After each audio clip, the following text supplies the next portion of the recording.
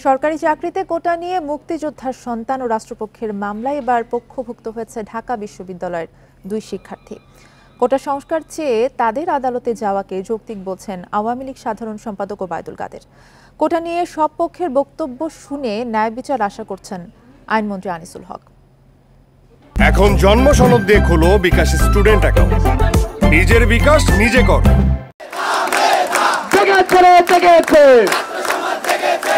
সরকারি চাকরিতে কোটা পদ্ধতি বাতিলের দাবিতে সারা দেশে সড়ক ও রেলপথ অবরোধ করে আন্দোলনে শিক্ষার্থীরা।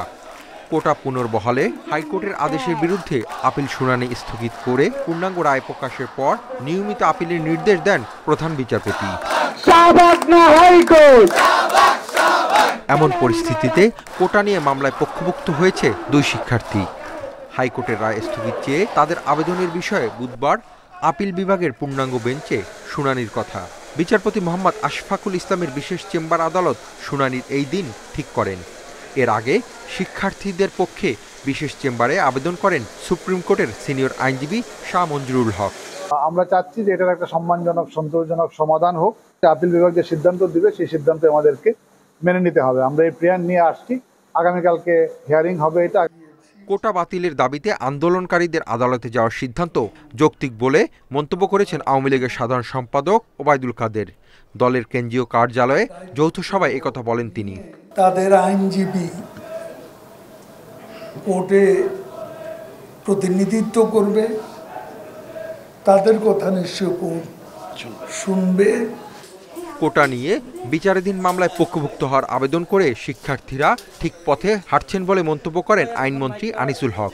তিনি বলেন, আন্দোলন করে সমস্যার সমাধান হবে না, এতে আদালত অবমাননাও হতে পারে। একটা ইতিবাচক পদক্ষেপ তারা নিয়েছেন, আমি এটাকে সাধুবাদ জানাই। এবং তারা যদি এবং তাদের বক্তব্য এখন তারা আদালতে দেবেন। শিক্ষার্থীরা আদালতে যাওয়ার সিদ্ধান্ত নেয় এখন তারা আন্দোলন প্রত্যাহার করবেন বলে আশা করছেন আইনমন্ত্রী। Hasif Mahmud Shah, independent news, Dhaka. এ বিষয়ে আলোচনা করতে সুনামগঞ্জ থেকে আমাদের সাথে যোগ দিচ্ছেন সাবেক পরিকল্পনা মন্ত্রী এম এ মান্নান, ঢাকা বিশ্ববিদ্যালয় থেকে আছেন আসিফ মাহমুদ এবং রাজধানীর সেন্ট্রাল রোড থেকে আমাদের সাথে আছেন জগন্নাথ বিশ্ববিদ্যালয়ের আইন বিভাগের সহযোগী অধ্যাপক খায়ের মাহমুদ। আপনাদের তিনজনকে স্বাগত জানাচ্ছি ইন্ডিপেন্ডেন্ট সংবাদে। শুরুতেই ঢাকা বিশ্ববিদ্যালয়ে আসিফ মাহমুদের কাছে একটু যেতে চাই। তার কাছে শুরুতে জানতে চাইবো যে কোটা বাতিল নাকি সংস্কার, এখন আপনাদের দাবি কোনটা?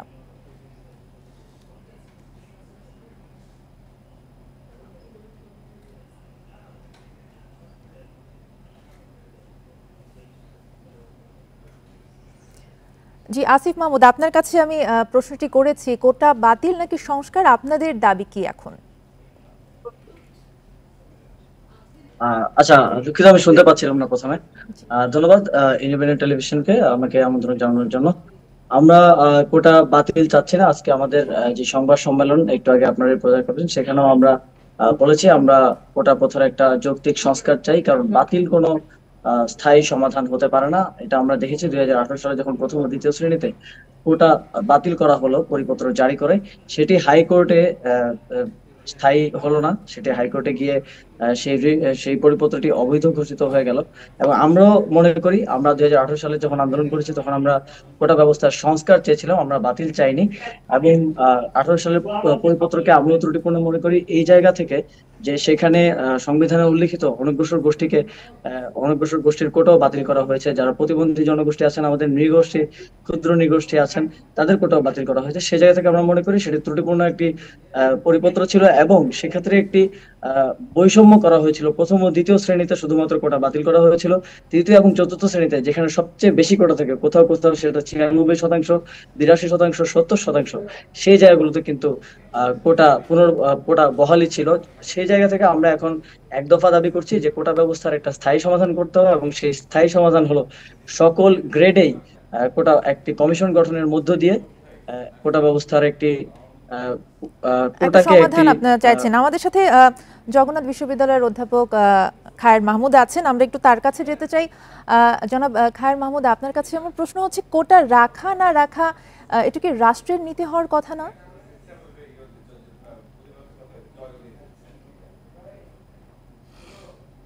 বিষয়টি অবশ্যই রাষ্ট্রের নীতির বিষয়, কিন্তু যেটা হয়েছে বিগত সময়ে, অর্থাৎ কোটার ইতিহাসটা যদি আপনি দেখেন, ৭২ সালের ইন্টেরিয়াম অর্ডার থেকে বঙ্গবন্ধু সেই মুক্তিযোদ্ধাদের সম্মানের সাথে তাদের একটা মূল্যায়নের যে জায়গা থেকে উনি শুরু করেছিলেন, এরপরে ১৯৯৭ সালে প্রথম আওয়ামী লীগ মুক্তিযোদ্ধার সন্তানদের জন্য এবং ২০১১ সালে নাতিদের জন্য।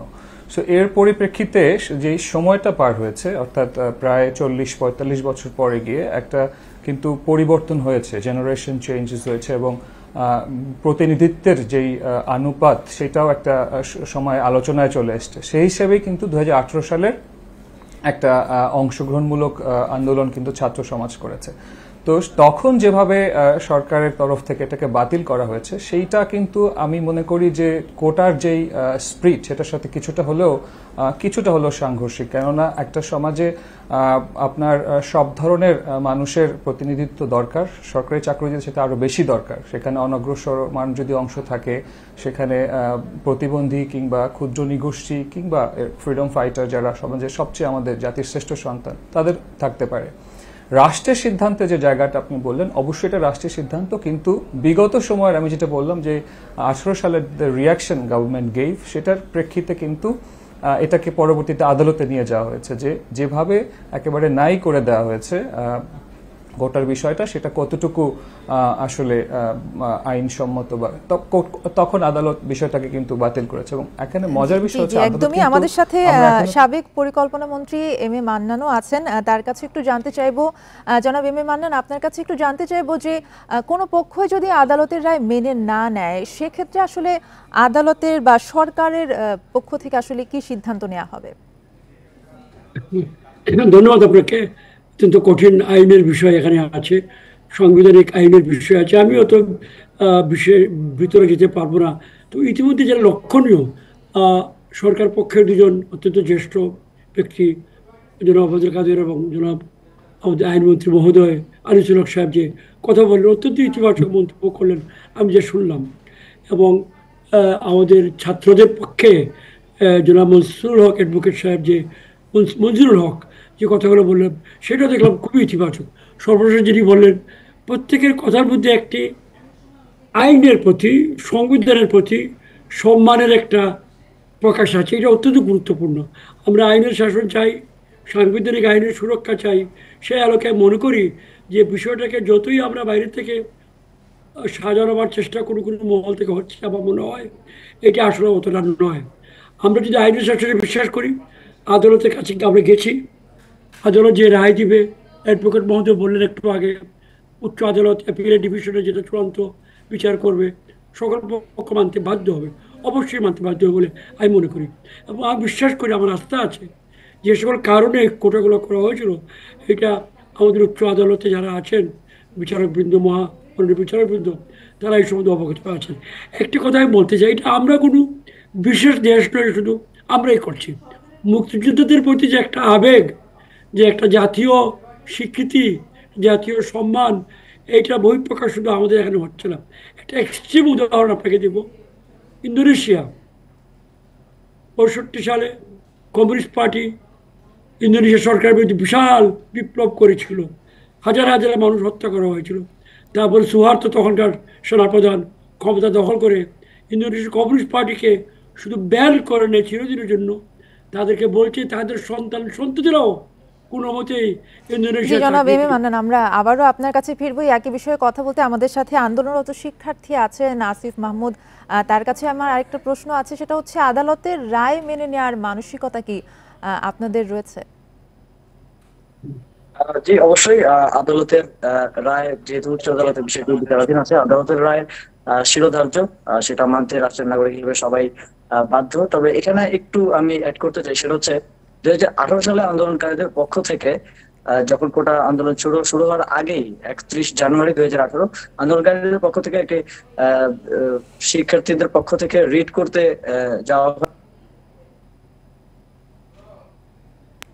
বলে হাইকোর্ট সেটিকে খারিজ করে, এই বলে যে এটা সরকারের নীতিগত সিদ্ধান্ত, এখানে হাইকোর্ট ইন্টারভেন করতে পারবে না। কিন্তু 2021 সালে দেখলাম যে মুক্তিযোদ্ধার সন্তানরা যে রিটটি করলেন, সেটা একই বিষয়ে হাইকোর্ট সেই রিটটি নিলেন, এবং 2024 সালের 5ই জুন তারই পরিপ্রেক্ষিতে কিন্তু 2018 সালের পরিপত্রটি বাতিল হয়ে গেল।